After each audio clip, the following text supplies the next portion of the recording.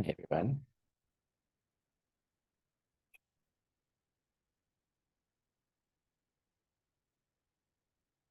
Good morning.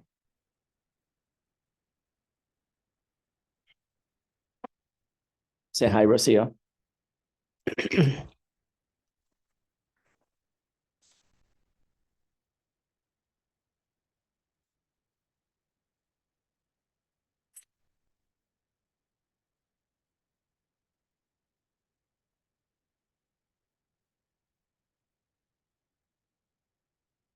So today's class, I think, it's a fun class, and it's completely it seems completely random until we really think about it. And where we are in Shanti Deva's text is we're talking about the perfection of patience. We're talking about what are the things that we need to do to arrive at that perfection. Like, what does it mean to have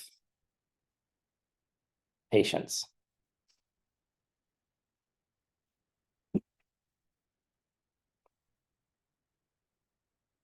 And we defined it in last class. We defined 3 different types of patience.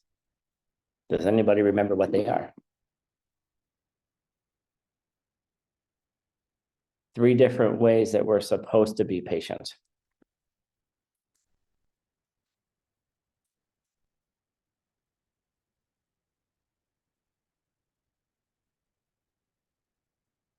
Right. So Sandra said suffering as the path. What do you mean by that, Sandra? You could even turn on your microphone and just say it. Like take your problems as part of the way. Right. So in a way, it's willing to take on suffering willingly. Because, in some way, we're already in a suffering realm. And sometimes people get a little upset when we say things like that, but no, but I'm happy sometimes. Yes, you're happy sometimes, but that happy sometimes only lasts for a little while. Like, oh, your body feels good today. Wonderful, right?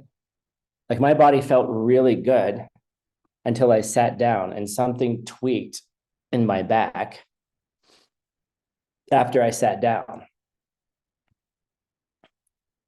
Okay. All right. So another problem that Tim has today at 6:03 a.m. Okay.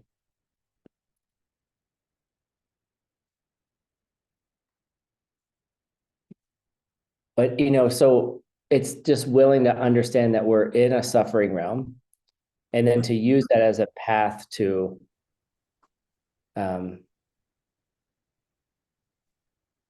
as a path to move through it. All right.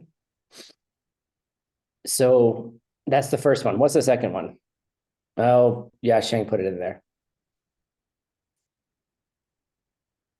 The patience to learn the Dharma. How long does it take to learn the Dharma? Got to come to classes. You have to study. You have to practice. Because we're trying to change the way that we see things. We're actually trying to change the way we are in the world, the way that our mind is. Hi, Shanti. Do you miss Diamond Mountain? Yes, just a little bit. So, it's the patience to study. Come to Diamond Mountain for a month and volunteer, like Shanti, right? Come to classes, shape your life around. If you understand the why, it's easier to shape your life around it. But it takes time, class time, homework time, reading time, contemplation, and more importantly, it takes patience to live the practice, in the sense that, like, How many times during a day do you get irritated? How many times during the day are you tested? Yesterday, we're doing a beautiful program here at Diamond Mountain for those people who who finish their 18 courses. Okay. You know, and some of the people here are some really good friends of mine. And, you know, these ceremonies have lots of things in them. They have lots of, they have lots of little details, right? And the details are important. So I got the beautiful task yesterday. Instead of being with my friends, I got to be the lovely one who had to go drive. You know, and Diamond Mountain is not anywhere near anything. So I had to go drive to Safford. We have all this printing to pick up, which was really cool because show up and there were these kids. They were obviously high school kids. And they were just working so slow.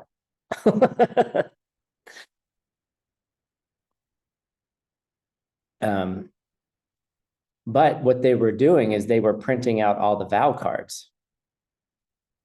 Right. And they were laminating them and they put them into these nice little booklets, and they were taking so much time. And I was watching them and I was like, yeah, you're really late and you're going to make me later. But the funny thing is they were reading them, you know, stuff they just shouldn't be doing, but they were reading them.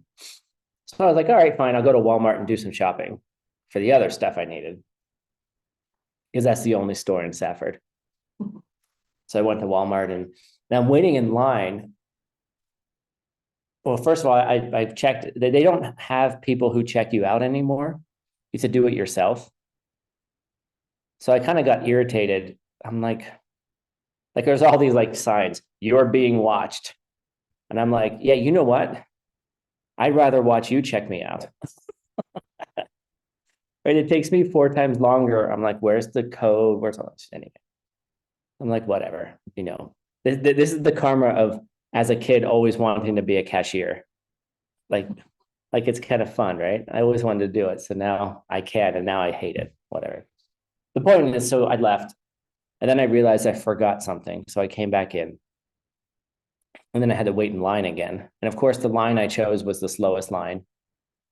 The lady in front of me was very, very slow. And then she bought something that was age sensitive. I don't know, whatever she bought needed to be approved. And so she looks at me and she says, it's going to be a long time. And I look behind me and I'm like, yeah, it's going to be a longer time for the rest of them. So I'm just going to sit here. And then I started talking to her, and you have to wait for the other high school kid to come over to approve that she's old enough to buy whatever she bought. I think she told me she bought rat poison, which I was like, all right, whatever. But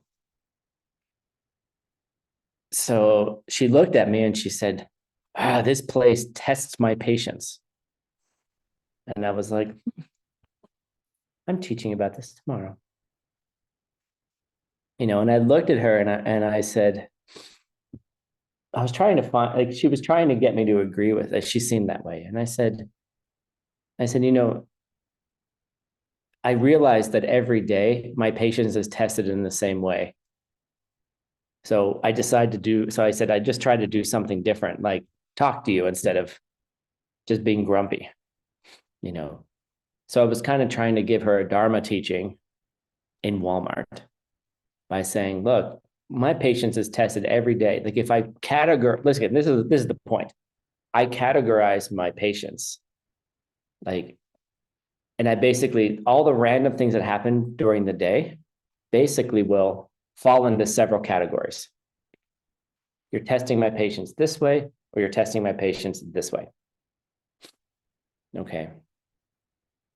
So when I start seeing those patterns, I can go, all right, I have an opportunity to practice now. Like I could be upset about having to wait again in line, you know, and then, you know, I could be upset at the whole thing, or I could find an opportunity here. And I started chatting with the older lady, She couldn't walk very well. I mean, for some reason, everyone in Safford is like broken.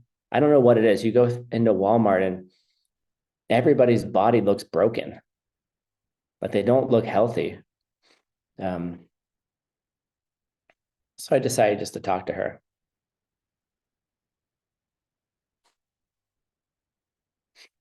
Um,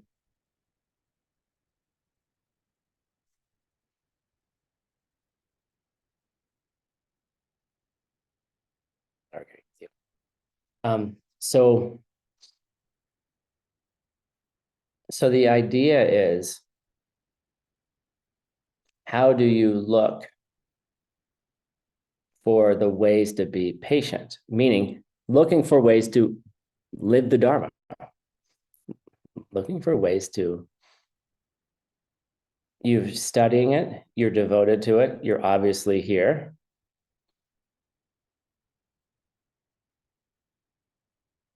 But then it's actually like, how do you practice it? Finding those opportunities. Whilst you're having a normal thing at Walmart. Okay. So that's the second thing. What's the third one? Which is the subject of today's class.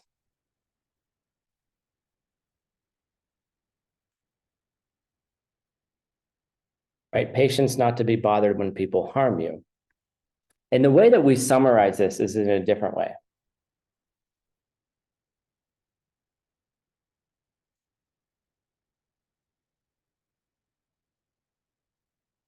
Is not getting angry when you otherwise should get angry.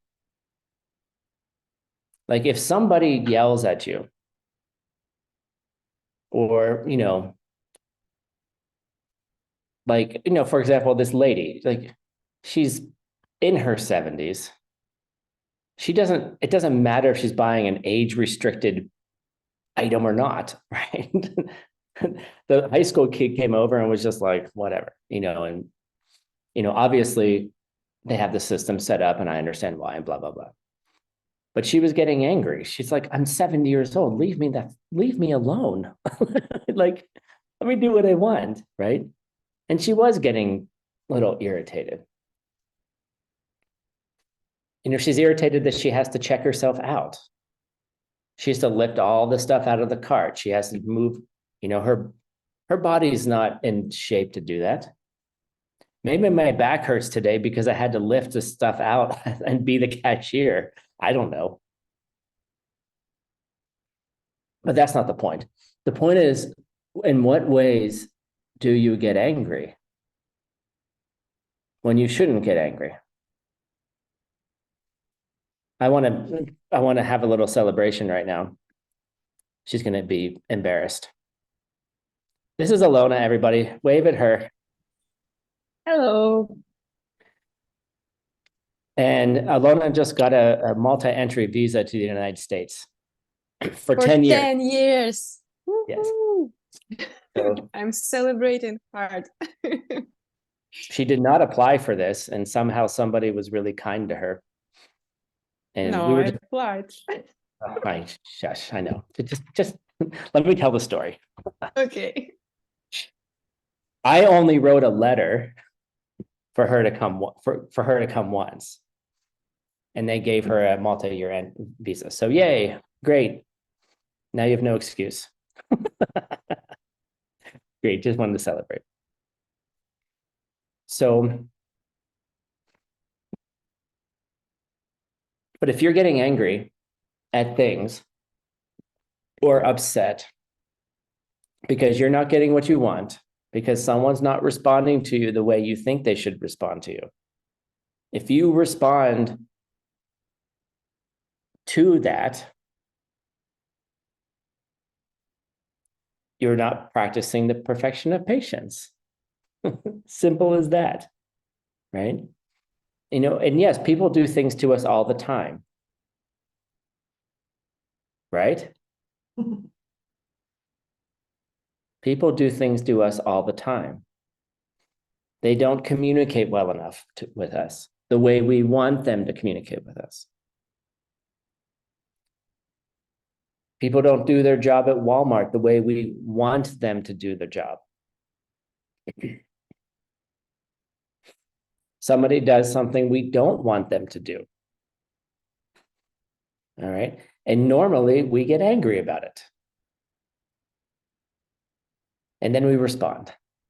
And then anger can be like fury and rage, or anger could just be annoyance.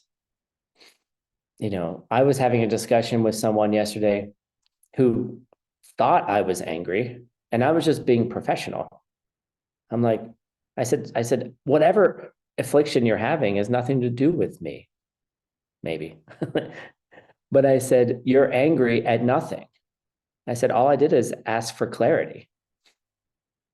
Did I put balloons around it and sugarcoat it with, you know, cake and sprinkles and like niceties? No. But I have 5,000 things to do. And like, I just asked for clarity. I also knew that the way that I asked might trigger the anger. But maybe I did it on purpose to see if they would get angry. You know, maybe purify that. Be like, relax, like we're just doing business. This isn't personal, it's not nothing, but this is the way that I do business. Sorry, not sorry. Like when you're managing $10 million of money every year, I need clarity on money. There's a reason why, like, you know, Geshe gave me this job to manage ACI's money. And he told me it's the most karmically heavy thing you can do. Every single penny is important. It can build an incredible karmic bank account, or it can completely destroy you if you're not honest. Okay. And the funny thing is, it's forced me to purify a lot of dishonesty in my life, not around money, but then other people's dishonesty or other people's like afflictions around money. Like if you get uncomfortable about money, there's probably some affliction there, right?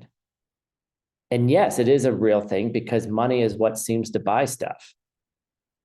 Money is a thing that allows Alexander to raise his children, right? I love that people are bringing their babies to class. Look at this, guys. Here's Alexander. Look at this cutie. This is beautiful, right? We have another one. I'm trying to find the other one. Saw one. There's another baby here. Oh, here's another baby. Look at this. Well, older than baby. Look at this. Teaching their kids Dharma. They love it. All right, kids, don't get afflicted. Don't get mad at mommy and daddy. All right. Anyway.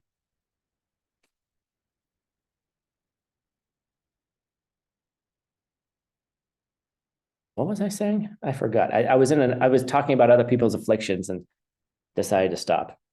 Oh, money, right? You know, how you relate to money or relate to anything is a reflection of you. Okay. Yes, money is real. Yes, money is something that does a lot for you or doesn't do enough for you because you need more of it. You know, all of those things are real. You know, but it's how you face it, how you react with it. Could you bring a level of patience? And I mean Dharma patience, not like, oh, I just hope that eventually it shows up in my bank account, you know. But can you bring a level of practice to your emotional state? So somebody, you know, and the best people to be around are teachers because they will push your patience. Like 2 days ago, they were like, oh yeah, we have printing in Safford. Tim, can you go? And I'm like, I don't want to go. Send the junior assistant. Send the new assistant. Make them go do all that stuff. I've grown up. I don't need to do this work. Like send a young kid. Well, they're actually older than me, but they're junior in assisting. And they looked at me and I was like, okay, what are you teaching me?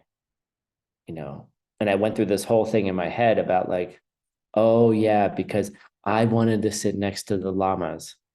I wanted to be the one that gave them the thing when they do the thing during the thing. Right.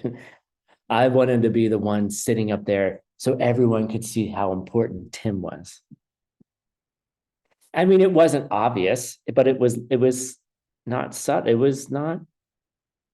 was there. So what did they do? They were like, oh, Tim, you have to go to Safford and spend the whole day there. And then we'll let the junior assistants give us the things when they do the things.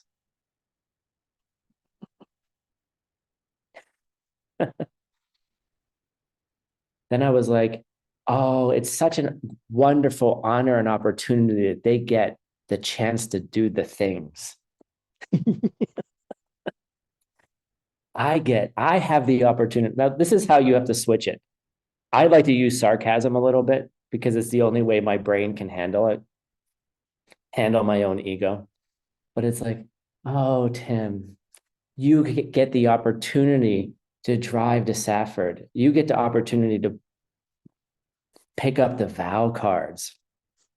You get the opportunity to make sure everything is okay. And you get to practice all day in Walmart. You get to practice your patience while they're 2 hours late at the print shop when they've had it for 2 days. Right? Okay, fine. Oh, I also got the opportunity to prepare class. I got to talk to my friends. I used the opportunity. I didn't whine about it. Everything I just told you took me about 2 minutes. Took me 23 minutes to talk about it. But all of that happened in 2 minutes, maybe less than 2 minutes. And I was like, okay, fine. All right, I'm going to Safford tomorrow. Right. Then I moved on. But how long do you allow that emotion to go for? Oh, my teacher didn't tell me they were doing something. Okay, be upset. How long? How long are you going to be upset for? Or, what's the use of being upset? Like, here's lesson number 1 from Shantideva. What's the use of being upset? Right. Logically, Veronica was like 0. Right. Right. You can say that until you get upset. And watch how like you're just like, like shut up. Right. So,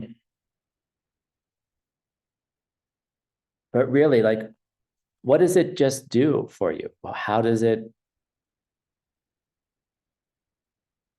what does it do to your mind? We talked about all the suffering of what anger does for you long term, just physically and mentally, what it does for you in future lives. And Shantideva is very clear, and he says, and I want to repeat it from last time, is that if there's something you can do about it, do something. If there's nothing you can do about it, don't do something. Well, I would like to disagree with Shantideva and say, yes, Shantideva, yes, or I would add more. I would say, there is something you can always do about it. It's called planting different seeds. In the moment, yes, true, in the moment, if there's something no, I can't do anything about this. In fact, I can't even do anything about the anger I had. This is about today's class. Because where did the anger come from?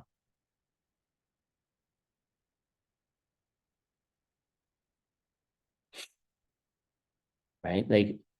And this is where we're going to go today. Today, we're going to explore the source of anger.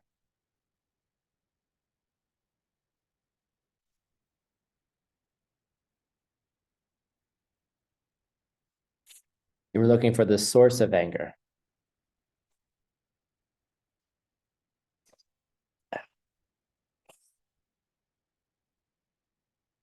What is the source of your anger?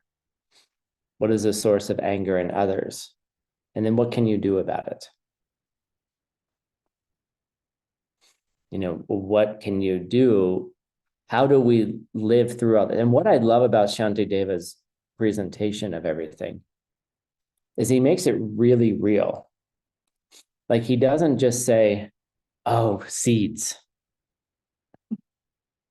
Yes, the answer is seeds. Yes.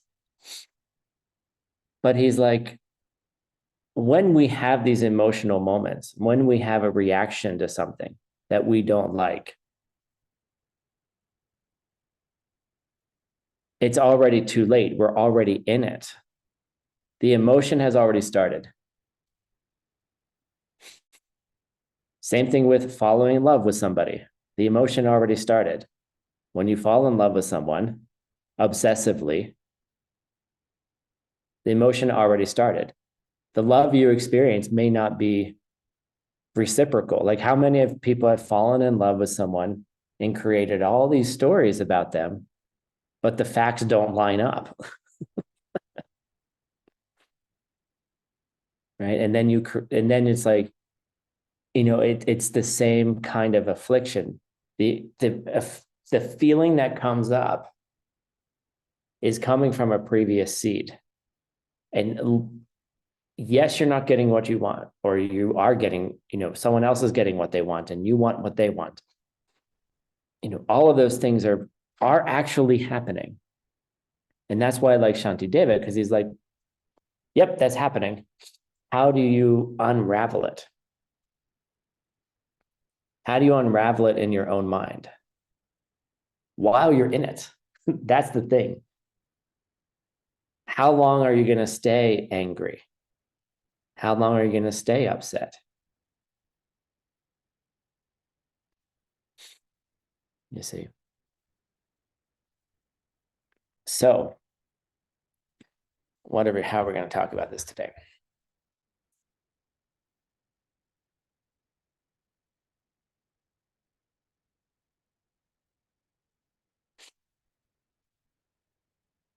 So the first question that Shantideva shows to us or says to us is,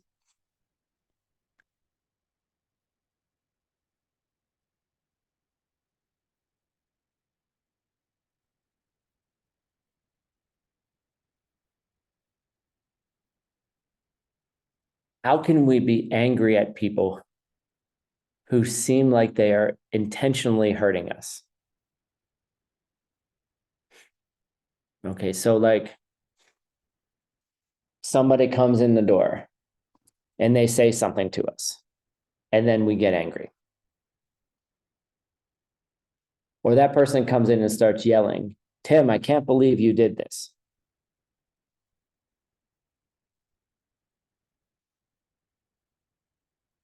And then all of a sudden I'm like, what is wrong with you, man?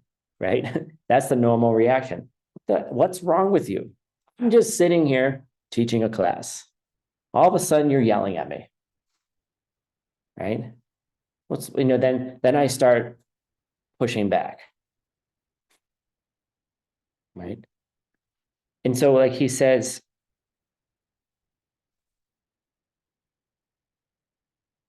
how could you be angry at that person? And so it's like,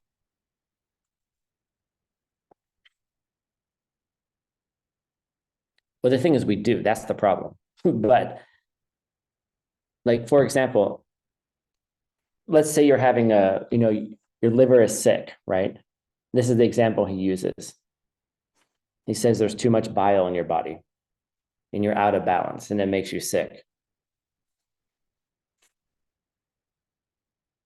It's not like the liver is hanging out in your body thinking, oh, I'm going to go out of balance and make my person sick, right? It's not like the liver is sitting there thinking, oh, I'm going to do this thing and make Tim sick. Or your lungs, right?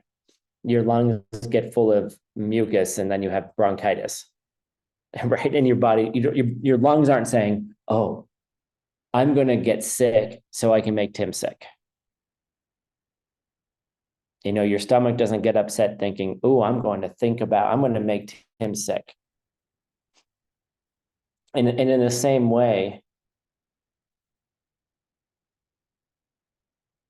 for the most part, I would say 99.9% of the time, people aren't premeditating the harm they're going to do to us.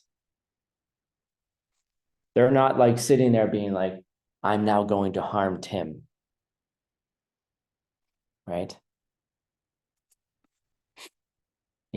Oh, I'm going to go harm this person. Right? And then they go and get angry. What he's actually saying is, you're going to start arguing. He's like, well, yeah, how often do you plan to be angry? I'm going to go tell my partner what an idiot they are. I'm going to go tell my teacher, I don't like what you're doing. Right? And the thing is, yeah, it sounds like premeditation, but they're not under their own control. I'll say it again. When that person is angry and deciding to yell at you, they're not under their own control. It looks like they are. Certainly feels like they are. But they're not under their own control. Because the mental affliction is what's controlling their behavior. The affliction that's arising in their mind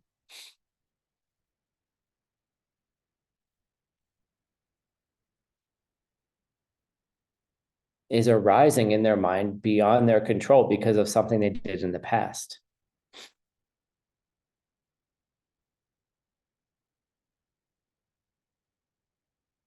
Now, this gets very sensitive, and it also is it changes how we navigate people's upset.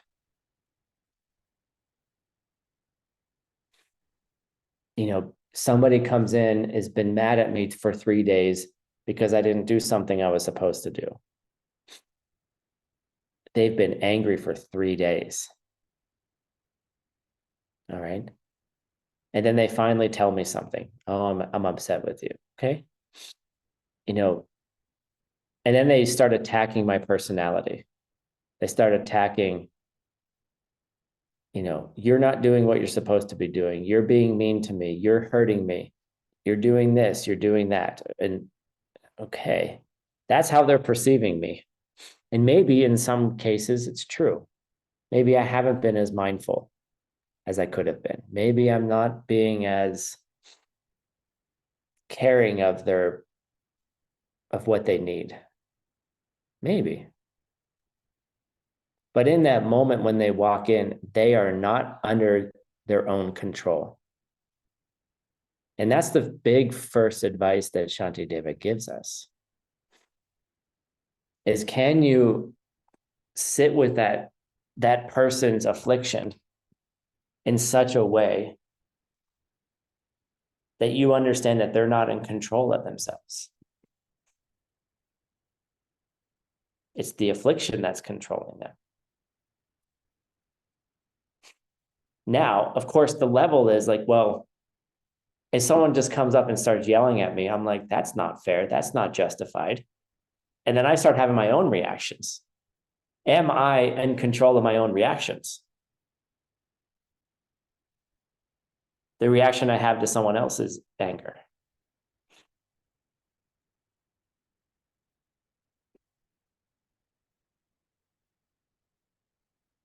So then I get angry. Then what happens? Two people who are not in control of themselves at all, both conventionally speaking, but also in affliction speaking. Okay. Two people that are under the influence of their prior deeds, now yelling at each other, thinking they're going to win. Like that's what an argument is. You think you're going to win.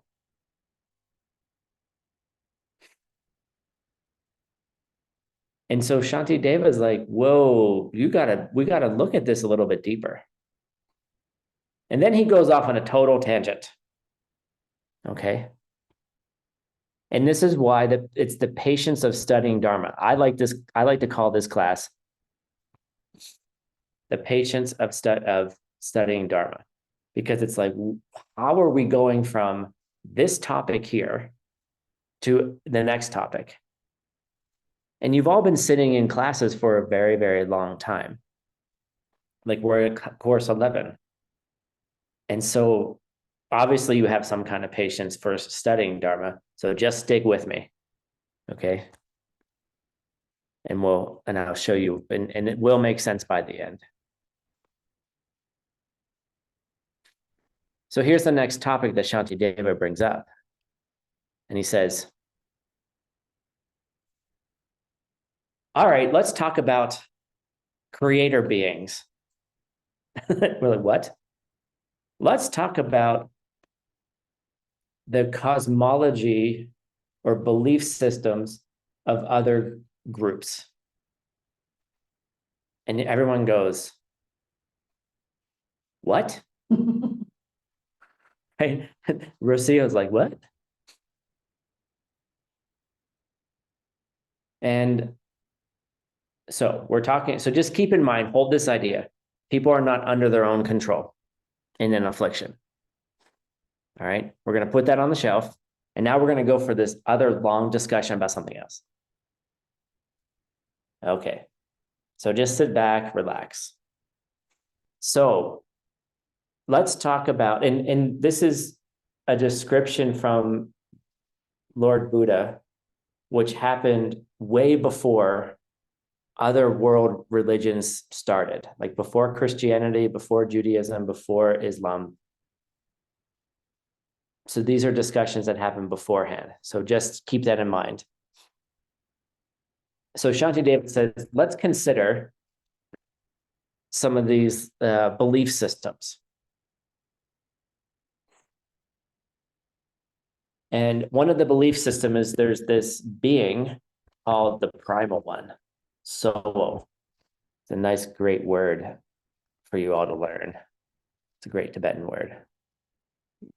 Okay. I think that's how we spell it. Yeah. Let me just check, make sure that's how I spell that correct. Yes, I spelled it correctly. Okay. It's the main one, the most primal one. Okay. So, and this is a being where some people have believed that soul creates the expression of all things. Okay. Excuse me. Soul creates all expressions of himself or herself, of themselves. So the entire universe is an expression of the primal one. Okay.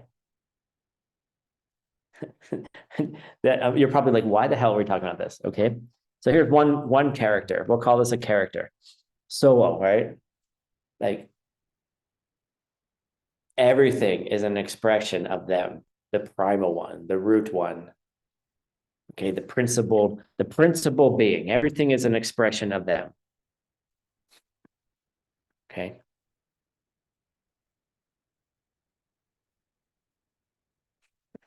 Then there's this other being called the Daksharakikebu.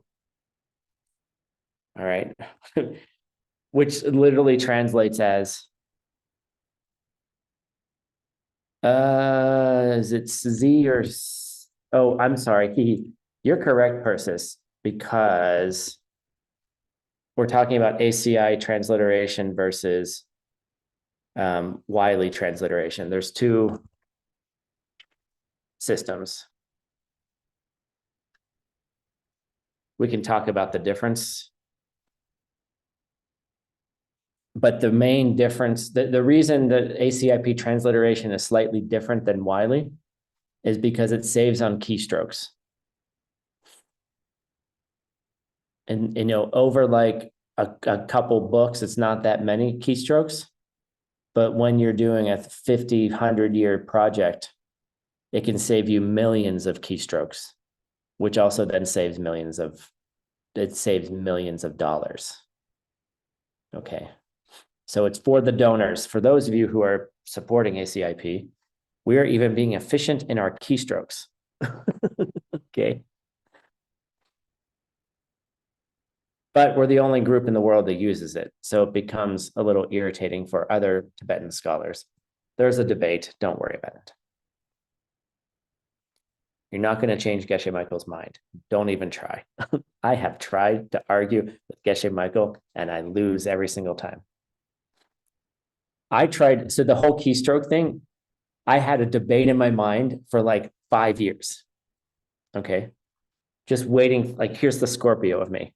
Here's my affliction. I was waiting for the right time to argue with Geshe Michael. Why? So the whole idea of ACIP transliteration is that it saves on keystrokes. Saves time, means we can input more, input faster, and save money. Great. Now Geshe Michael also has another style guide that we have to use double spaces after a full stop, after a period. And double spaces when Geshe Michael learned to type on a computer was because they were fixed with characters, fixed with fonts, for those of you nerds out there. And you had to put a double space, otherwise there would be no space between the period and the next letter. There was a thing, right? So it's just a habit that when you first learned to type on a typewriter, it was always a double space. Now, with modern fonts and computers, you don't need double spaces. Okay, because they put the correct amount of space in. But it's in our style guide that we have to use double spaces. So here's Tim thinking he's all smart, thinking he's all amazing, right? Waiting for 5 years to have this argument with Geshe Michael and to use it in the proper prasangika way with a little bit of sarcasm. So one day we were in a class and he's talking about how ACIP transliteration saves character space, does all this stuff. It actually is it's actually less data as well because it's one less character, smaller byte count. He's saying all this. And so I turned to him and just sarcastically, I was like, oh, and that's why we have to use double spaces. Basically saying, you're making us push the space bar twice, and over a lifetime, having to push a space bar twice, that's a lot of wasted time, Geshe Michael. That's a lot of wasted money. You're paying the translators. We don't need it, like all the implications. And he just looked at me and he was like, I saw him go, that's good. But then he was like, and we're always still going to use a double space. Don't argue with me. He said, he said, I have 10 reasons for everything.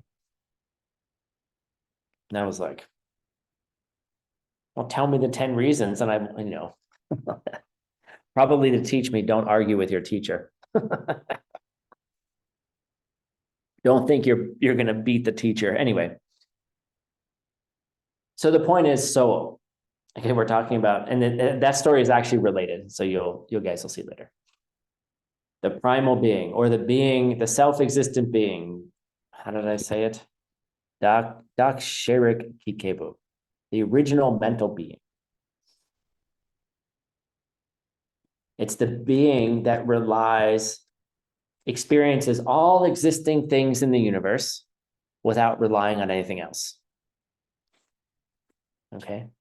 So we have these beings, different belief systems, soul. It sounds like some sci-fi from the 90s that I used to watch. Like they meet these Aboriginal native group from a planet where no one has ever talked to these people before. And they're exploring for the first time. And they all start talking about soul. And no one has any idea what they're talking about. And they realize that they all worship this soul, like this original being, right? So the one who experiences everything all on its own. They're not changing. They're always there. They're uncreated as well. They've always been there. They will always be there. Okay. Always there. This kind of sound, if you're thinking about it, it might sound familiar. So in some ways, they've always there. They will never be better. They will never be worse. Soa will always be there. All things are an expression of the universal consciousness. I hear that in Sedona a lot. The universal consciousness. We are just an expression of the universal consciousness.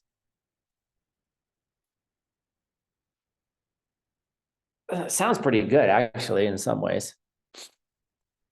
Someone that's always been there, always will be there, will never change, you see.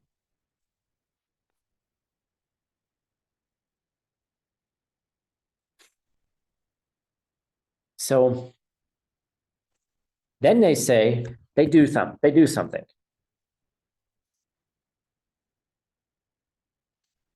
Right? And they're able to then do things in the universe. They're able to do things for us. They're able to affect our life. So it's like, oh, Rocio's angry with me. Oh, that's just an expression of Sowo. Sowo sent that angry person. Oh, she's just an expression of everything. Right? You know, so in some ways, it's the way people talk. You've heard people talk this way. I know you have. I have. You know, so everything is just there because it's there, and they're making all the choices. They're just sending the things that, oh, maybe I need to learn in this lifetime. They're testing me, etc., etc., etc., etc. Read it, go on and on and on. All right. They're sending these things to us, but I don't have control of any of this.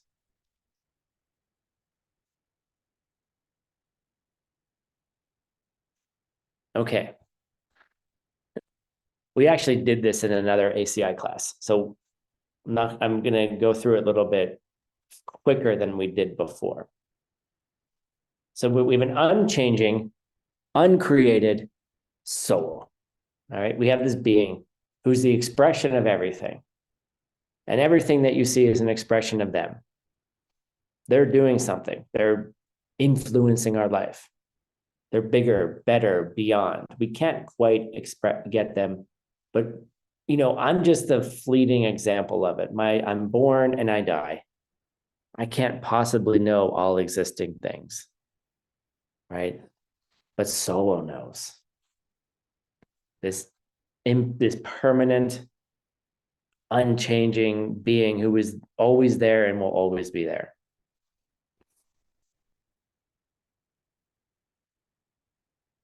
So that sounds like total random stuff. Now we've accepted. Now the thing is, like, in your mind, you might be laughing a little bit. You might be saying, well, that's a little ridiculous. But a lot of us believe this. A lot of our belief systems are similar to this. You know, there is this being out there. We don't really know where they are, but they've always been there. They will always be there afterwards. They're trying to teach us these lessons. They're grander than we are. But there's a very huge contradiction that somehow we just kind of blow through and we kind of accept. And it goes something like, oh, so this being has been there since the beginning, and there is no beginning, and will be there forever, right? Yes. And they are an expression of everything in the universe. Yes. Well, then you ask the simple question, well, who created them?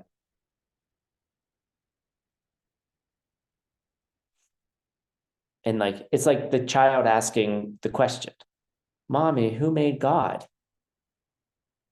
How did God start? And then you say, well, God never started. God is always is, was always is. Good luck, translators. God always is, God always was, and God will always be. The mystery of faith. Okay. You see, so, and then the child's like, but, okay.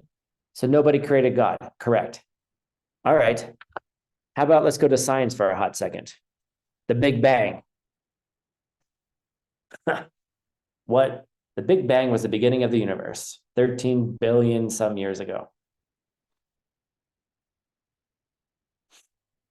All of a sudden, something blew up. The uncaused cause. The Big Bang happened, right? This is a representation of it, not even close. But Big Bang happened, right? The universe started. Well, what started the Big Bang? Well, it just happened. It was the beginning. It was the beginning of known time. Well, what happened before the Big Bang? Don't ask questions like that. That's when it started. Oh, but mommy, when did God start? Well, God never started. God was always there. Okay. So God was always there. Yes. Soul was always there. Yes. Nobody created them. Correct. Okay. Then you go, okay, I guess that's okay. But here's the logical problem.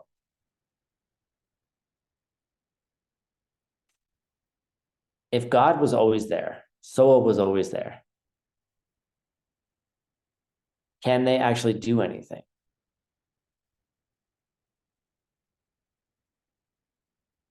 If they are unchanging, they are always there. The universe is an expression of them. They're unchanging. Can they do anything?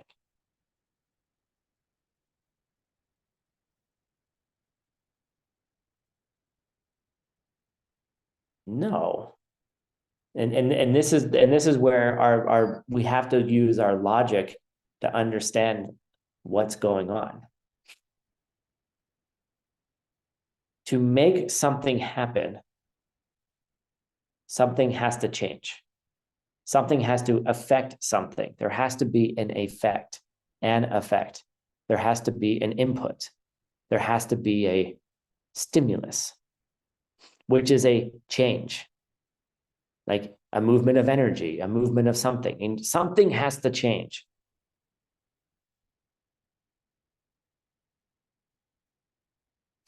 So if there's this being who can do something, then they were always changing. Then they have to change. Soul has to change to make things happen. God has to change to make things happen. God has to do something. And if they do something, that means they're changing. Cause and effect. You can't believe in some cause and effect and then some things aren't. It's not like cause and effect lives in a little bubble, and then outside that bubble, it doesn't happen. And even if that were the case, something outside would have to motivate something that's inside. If you had this little bubble of cause and effect floating around the universe, and everything else is not subject to cause and effect, the thing that's cause and effect would be touching all the things that aren't cause and effect, thereby changing it. It can't exist that way. And our brains don't allow us to think that way. We think that there is this being there. And this isn't a criticism, okay? By the way, if you have the karma for it, you can have a being that functions like that. All right? Some of the belief systems of souls and gods and magic and prayer and things changing that came from them could, but they don't come from an unchanging being. Because if they did something, they have to affect it. And if they affected it, then they're changing. They don't have just universal energy that changed it. like unchanging universal energy comes down and hits Tim like lightning and manifests him winning the lottery. That's a change. That energy changed him. It had him pick the numbers. It had the numbers come out of the machine, right? So the main argument, and this is where you have to wrap your head around it.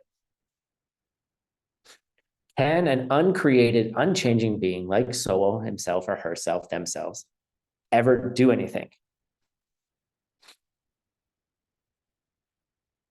And here's the logic. Because if they were unproduced, let's pretend they do that. Let's pretend they exist. They've always been there. They never started. They never will stop. They were unproduced. They can't actually do anything. Even if they are there, let's pretend they are. Maybe they are. I don't know. They can't do anything. An unchanging thing cannot make a changing thing. An unproduced thing cannot produce anything. It can't do anything. That's one of your homework questions. And then the next one goes, can this soul, this uncreated, unchanging being, ever experience or become aware of any object? Can this being know everything?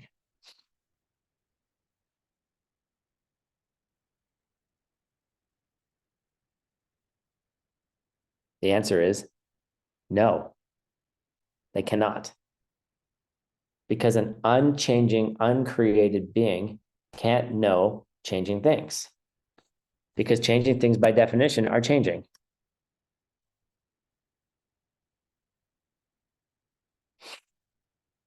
It would have to be aware of every single object in every single state that it's in. And since it never changes, it can't possibly know those changes, because then it would have to change. Its mind would have to change to be aware of changing objects.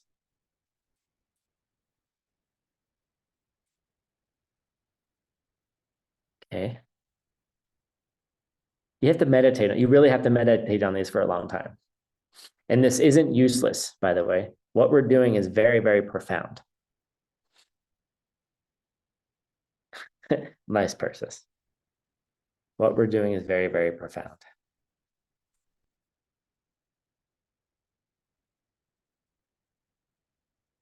So then, here we go.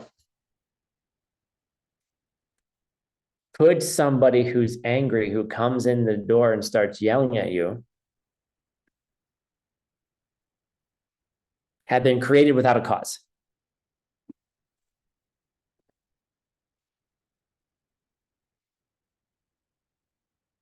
Now we link it back together. Could someone who walked in that door who's upset with you or upset you because they did something you didn't like happen without a cause?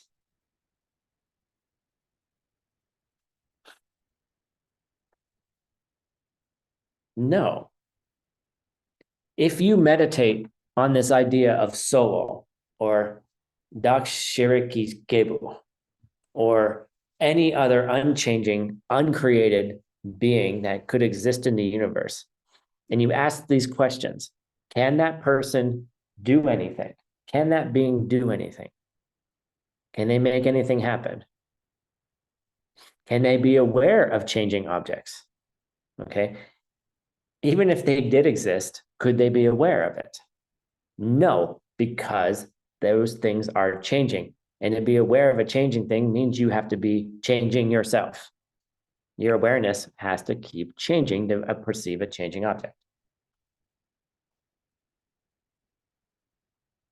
And if you were one of those beings who was uncreated, unchanging, and tried to do something to affect a changing world, you would have to change yourself. I'm going to send Tim a lightning bolt down onto Tim, right? I'm going to send him this anger, whatever, it doesn't matter. Can't do it. It's impossible. And then Shantideva goes, bloop, get you to agree that an unchanging being can exist. And then says, oh, do you think that anger was uncreated?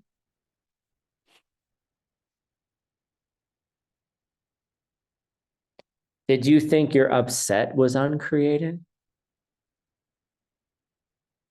Did you think that person was just out there by themselves getting angry with you? The answer is, of course, that's how you think it. That's how you experience it. That's how you believe it's happening. But Shantideva says you have to short circuit your brain.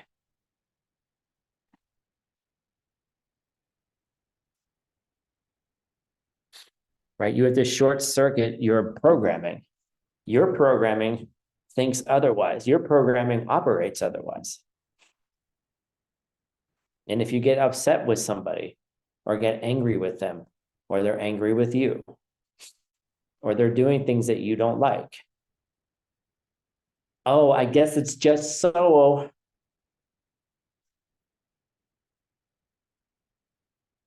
Like after this class, if someone, you can just be like, Rocio gets upset about something, and I'll be like, oh, I guess it's just Solo expressing himself, right? And then Rocio is going to be like, now, if you want to piss off a Dharma practitioner who's already pissed off, say something like that. When somebody is angry, maybe they're not ready to you can't throw seeds in somebody's face when they're angry. Svetlana's like, I get it. Yeah. But what you can do if you have compassion is understand that that person is stuck in some kind of self-existence. If Rocio is upset about something, then I know that she believes that something is there self-existently, by itself, unchanging, uncreated. Then I can help her. I'm not going to be sarcastic and be like, oh, I guess it's so over. Rocio is like, okay, no, don't you do that to me. You want to see some real fire, Tim? Right, you want to see some real fire? Say that to me. Now, if you want to stoke the fire, maybe. But I understand that she sees it that way. So how can I help her soften that view? Once she calms down, once she's had some, maybe she's just hungry, maybe she's tired, hashtag go to bed, have some coffee, relax, then maybe we can say, let's talk about that. I realized yesterday I've been having these, you guys have been hearing about it. I've been having some weird, migraines and eye problems. And I was investigating it, and I realized the moment it started in a moment of anger, like real anger, hurt and anger. And then all of a sudden, and if you study traditional Chinese medicine, you can see what anger does in the liver meridian and the liver and the balance of those energies. And then you have these weird symptoms, right? Self-existent.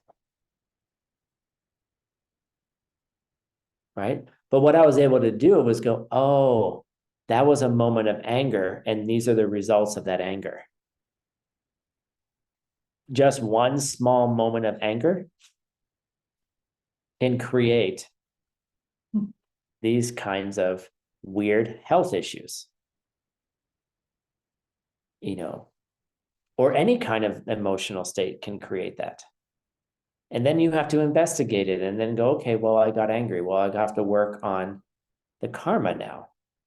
Oh, why did you get angry in the first place, Tim? You see, different seeds.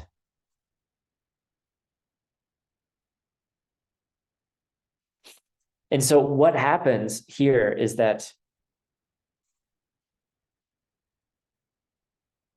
we get to a place where we understand it's completely illogical for a changing thing not to have a cause.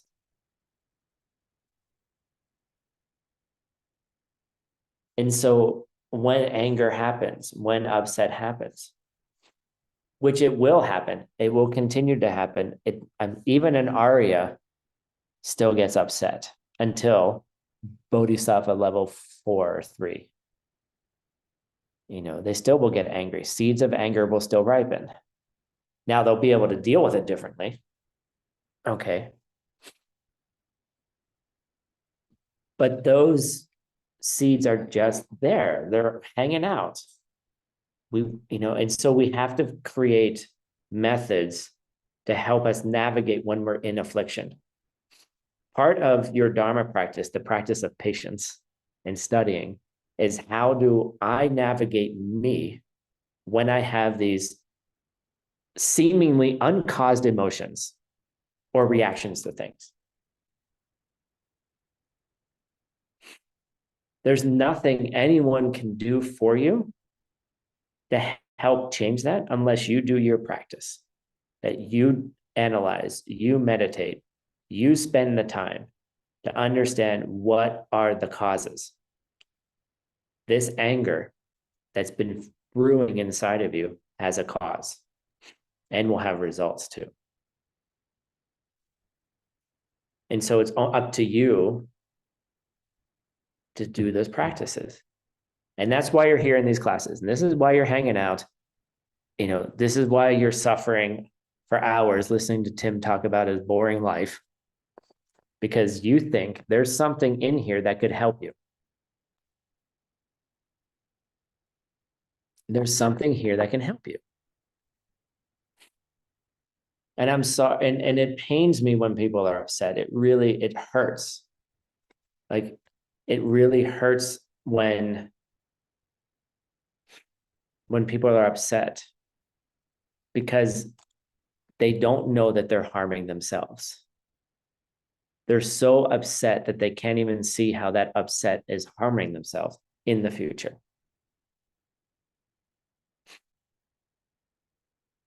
And the more you see people, the more you look at people, the more you see the patterns, the more you see how many people are just lost. They don't even know. They don't even know that they're hurting themselves. They don't even know that the path that they're on is just leading them to more suffering. And it's painful. Like Shantideva even says we should have pity for them, even for people that are harming us directly. When people are yelling at us, when people are upset, when they're blaming you for everything.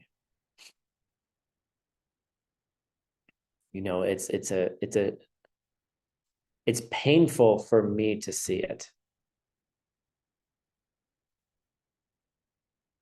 And then you try to help them. You try to interrupt it. You try to change it. You try to teach Dharma. You try to over and over and over again.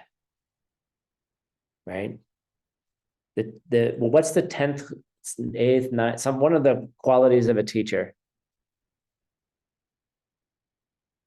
Right? Eternal patience. You keep trying over and over and over again. Okay, someone's upset. Okay, let's try it again. Let's try it again. You can't fix somebody's patience. You can't fix somebody's mental affliction. You can attenuate, you can care, you can do all of those things. But they have to put the causes in place to change it. And that's why when we say the question is like, oh, is there a Buddha out there, who knows everything? Yes, there are beings like that. But they can't do anything for you, and it sucks. Like, if a Buddha could have done it for us, they would have done it already. Even if a Buddha is completely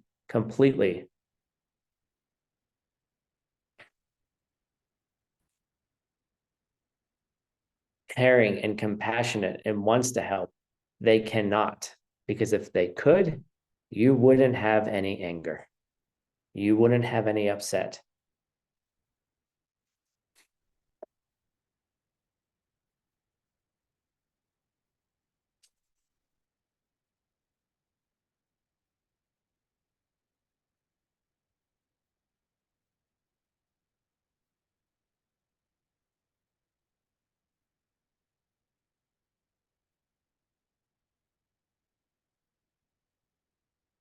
So there's nothing that the person can do except continue to teach. And that's where the patience of the Dharma comes in from the other side. Can I help? My understanding is limited. Like, I can only do so much. I'm trying to do it myself. I'm trying not to get angry. I'm trying not to have these emotions. And they happen all day long. The seeds just attack you, right? But if you can get used to the idea that, oh, there's a cause for this. Oh, okay. Then you can do something about it. Then you can do something about it. And that's the whole game, because we believe there's nothing we can do.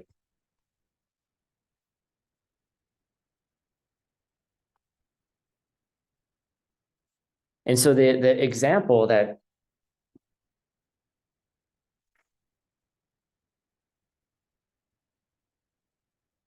the example we've probably have heard, and I just want to, as a classical example, is that when somebody hits us with a stick, like you don't hit the stick, you don't get mad at the stick, right? You go after the person who swings the stick at you.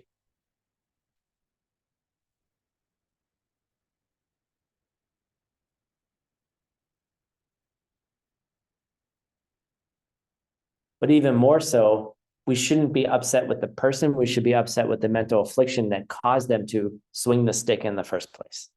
That's the point, is that the person is not under their own control. They're under the influence of their own seeds. Second flavor of emptiness. You think the person who's mad at you is controlling themselves. Oh, the person who's patient with you is controlling themselves. Are they?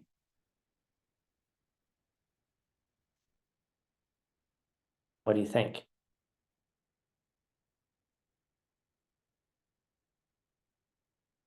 They're just having patience seeds ripen as well. When you're patient with somebody, when you're able to think clearly about the situation and not get angry, that is also a seed ripening too.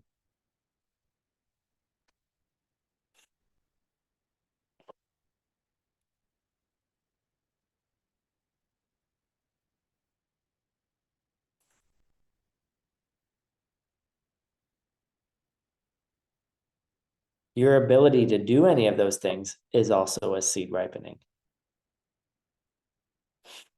forced upon you by your past karma. So don't get so prideful when you have a moment of patience. But please, for the love of seeds, rejoice. Okay. Rejoice when it happens. Rejoice when that person is upset and you're not responding to them in a negative way. When you're looking at them and you're like, you're not under your control right now. You're under the influence of a mental affliction. Oh, I need to relax. And like, oh, that's caused by something. Do I want more of those things in my life or less of those things in my life? If I want more yelling people, okay, well then start yelling back. Good luck.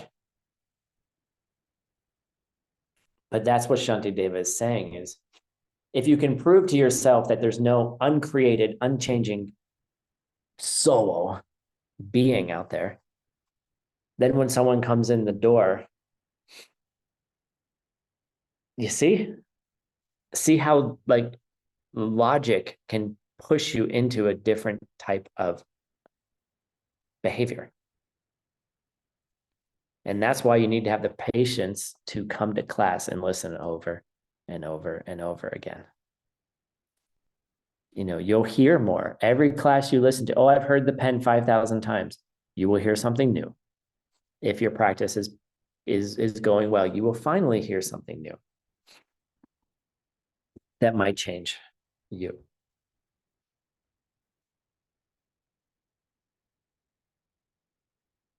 And I said this in the beginning, it was question 12, but I'm going to say it again, is that we wouldn't be here in this world if we didn't have the mental afflictions that brought us here. All right. The world that is appearing to you is due to your mental afflictions.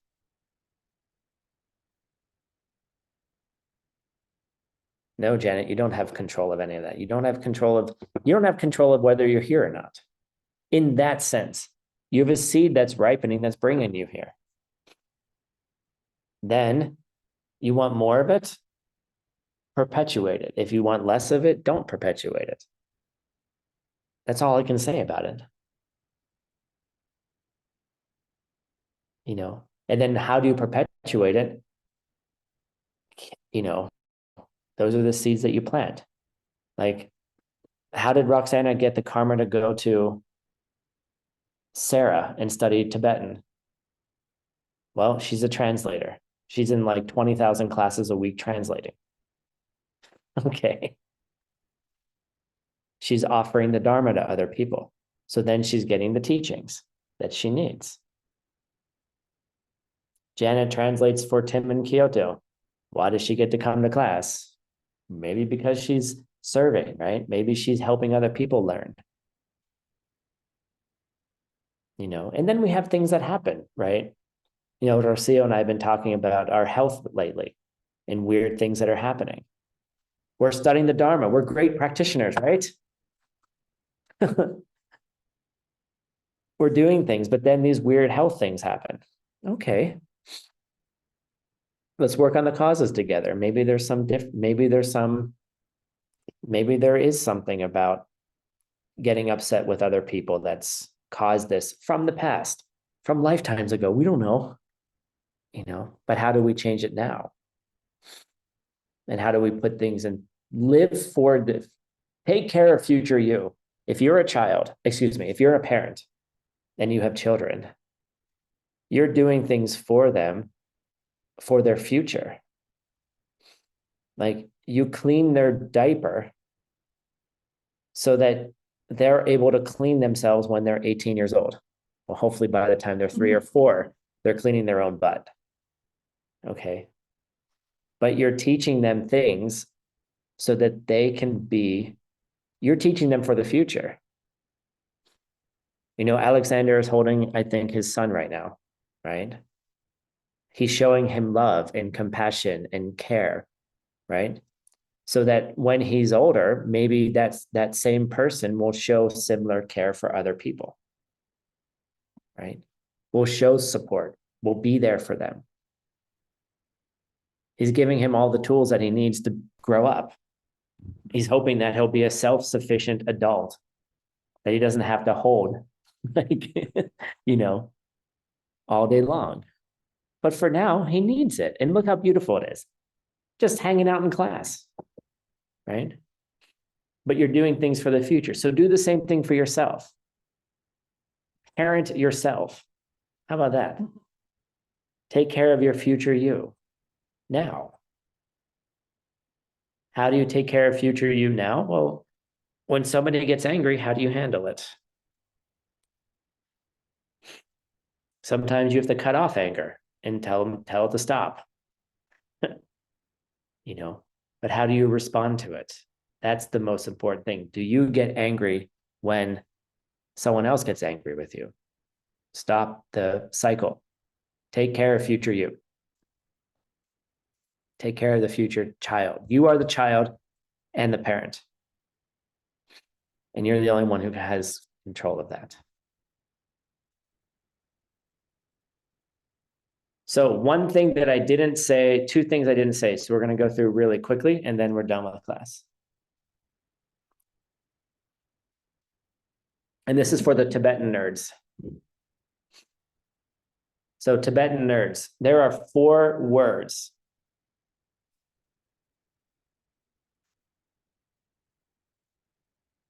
Miktapa, Duje, Jepa, and Nupo. They all mean the same thing. Okay. They are all synonyms with each other. A changing thing, mitakpa. Cause thing, duje. Produce thing, jepa. A thing that does something, nupo. They're all synonyms for changing things. It's question 4. I didn't say it, but I didn't say it earlier, but I'm just saying it now. They're all different words to describe the same thing. Good morning, Sunam. All different words to describe the same thing.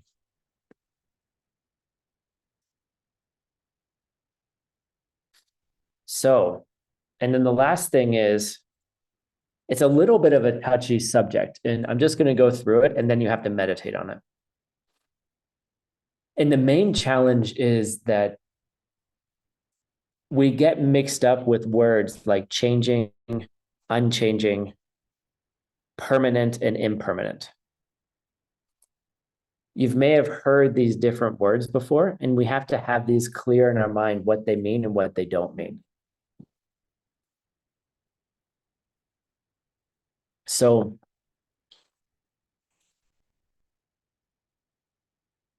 there are some things that are permanent but are always changing. Okay, there are some things that are unchanging but are not permanent. And so we have to think about it a little bit, and then you have to wrap your mind around it and meditate. And I'm not going to spend a lot of time on it today because it's not the point, but it's one of your homework questions and I feel compelled to give you the answer. Okay. So the idea that, let's think of an example of something that is changing, but is an internal or permanent thing.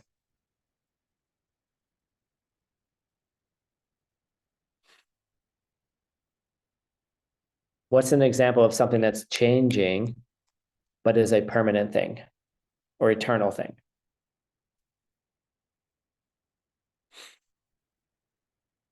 Yes, good. In Buddhism, we say the mind. The mind is awareness. The awareness is constantly changing. Okay. But there was a moment of awareness beforehand, and there will always be an awareness of something afterwards. So the mind itself was beginningless, and the mind will be endless, but it's a changing thing. And you have to think about that. Well, how can a changing thing be something that doesn't start and end? Okay, you have to think about it. The mind itself.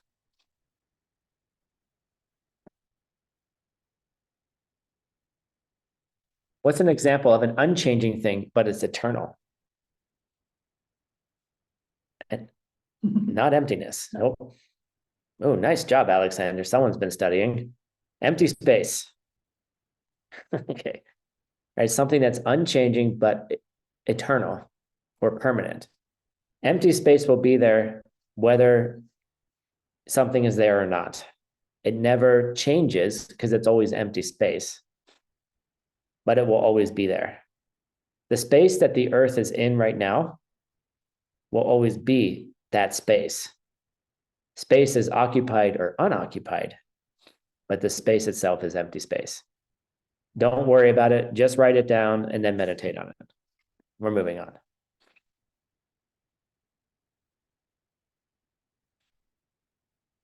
A minute, but change. We did that one. Something that, this is an easy one. Something that's impermanent and changing. That's easy. Your body, your job, your emotions, your chair, your relationships. All of those things are impermanent and they change as well.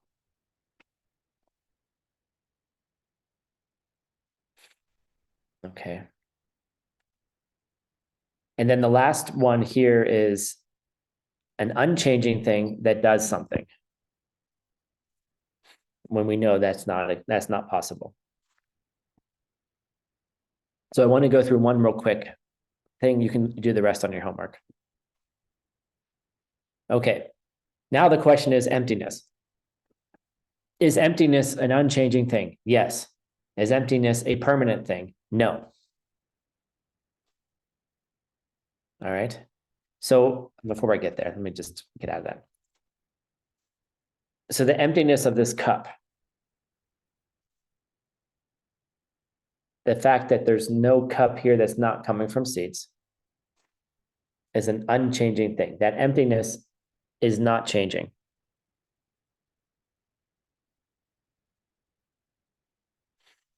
All right. But is that emptiness permanent? When the cup goes away, so does its emptiness. But the emptiness never started and an emptiness was never destroyed. The fact that this is coming from a prior seed, it has emptiness. This cup is not here by itself. True. And the emptiness of it is an unchanging thing. But the emptiness comes into existence and goes out of existence the moment the cup starts and the moment the cup ends. So if I drop this cup on the ground and spill everything and shatter it, let me drink the coffee first. Its emptiness never changes. It's not part empty or half empty or starting or not. It's something that is constant. And that's where this is where this whole discussion is leading. And then you have to meditate on it. And then we're going to go to bed. We're going to end the class. Okay. This is where all of this is leading. This is why we're talking about it. All of this stuff is just leading up to this one point. Changing things. They start and they end. There's my graphical representation. They start down here and then they end down here, right? Cup is made, and then the cup wears out, right? That green line is its emptiness. The emptiness started when the cup started, and the emptiness ended when the cup ended. But the emptiness is always consistent. It never changes. And it never does anything. Oh, well then, Tim, why do we have to see emptiness directly? Why do I have to have a perception of an unchanging thing if it doesn't do anything? If you can perceive that absence of anything coming from seeds, then you have complete and total control of the seeds. How about that?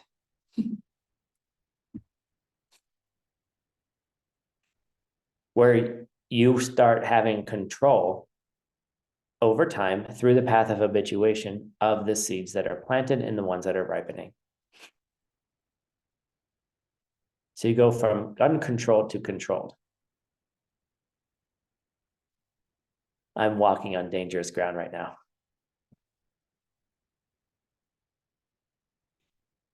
But if you completely understood where things were coming from, and you understood it completely, perfectly, then you would never do anything that would cause something in the world that you didn't want. And that's what I mean by control. If you understood that perfectly, then your behavior would be such that when somebody yelled at you, you would not feel any kind of anger or upset reaction. The only thing that would arise would be a desire to help them.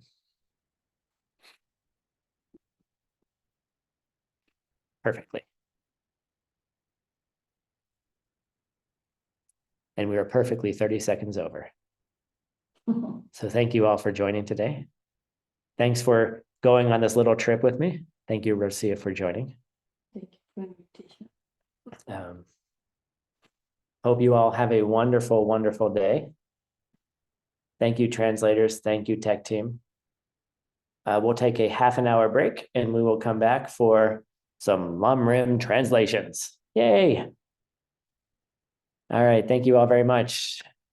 Let's say goodbye to each other and I'll see you in 30 minutes if you're sticking around. Thank you, Tim. Thank you. Bye. Спасибо, Thank спасибо. you so much. Tim. Thank you, Tim. Ah, Thank you. Gracias. Thank you. Bye. Gracias, maestro Tim. Yeah, it was right.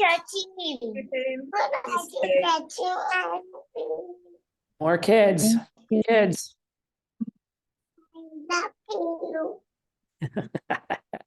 Bye. Thank you. All